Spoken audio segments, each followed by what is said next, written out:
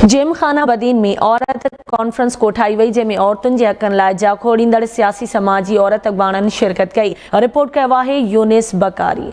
बदीन में औरतुनि जी समाजी तंज़ीम सूरमी तरफ़ां औरतुनि जे हक़नि लाइ औरतुनि जे आलमी ॾींहं जे मुनासिबत सां जेम खाने हाल बदीन में हिकु सेमिनार थी गुज़रियो, जंहिंमें मारवी आबदा समूह, खुर्शीद मेमण, सदफ कीरियो, हुमेरा आरीसर, सनम अब्बासी, कौसर मेमण, सनम नोतकाणी, करम निसा ऐं प्रेस क्लब बदीन जे सदर तनवीर अहमद आराई, ऐवान सहाफ़त जे सदर हाजी ख़ालिद महमूद गमण, जनरल सेक्रेटरी शफी मोहम्मद जूणे, प्रोफेसर तुफैल अहमद चांडिये ऐं ॿियनि शिरकत कई। इन मौक़े ते बदीन ज़िले जे शहरी ऐं ॿहिराड़ी जे इलाइक़नि मां औरतुनि वॾे तइदाद में शिरकत कई। शागिर्दाणियुनि ऐं टीचरुनि टेबला, खाका ऐं तकरीरूं पेश कयूं। आवाज़ न्यूज़ सां पंहिंजा वीचार वंडींदे औरत अॻवाननि मारवी आबदा समूह, सनम अब्बासी, हुमेरा आरीसर ऐं ॿियनि चयो त प्रोग्राम ई ईंदो आहे त जीअं असां पंहिंजा राइट्स जेके आहिनि, जीअं अॼुकल्ह कारोकारी वारो सिलसिलो आहे, उन ते एजुकेशन ते ऐं उन खां अलावा पसंद जी शादी ते, नंढी उमिरि जी शादीअ ते जेके बि कानूनी असांजा जेके राइट्स आहिनि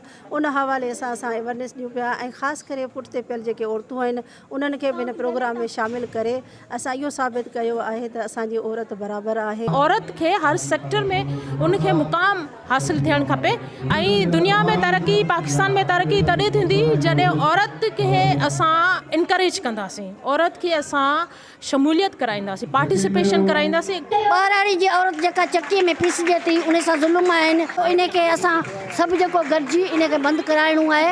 ऐं सभई औरत इंसान आहे, रुगो इंसान करे लेखियो वञे त औरत बि हिकिड़ो इंसान आहे, उन खे बराबरि जा हक़ ॾिना वञनि। हिकिड़ी औरत जे लाइ तालीम जाम तमामु ज़रूरी आहे। तालीम सोशल तालीम न बल्कि इस्लामी तालीम तमामु ज़रूरी आहे। कैमरामैन शबीर दानिश बकारी सां गॾु यूनिस बकारी, आवाज़ न्यूज़ बदीन।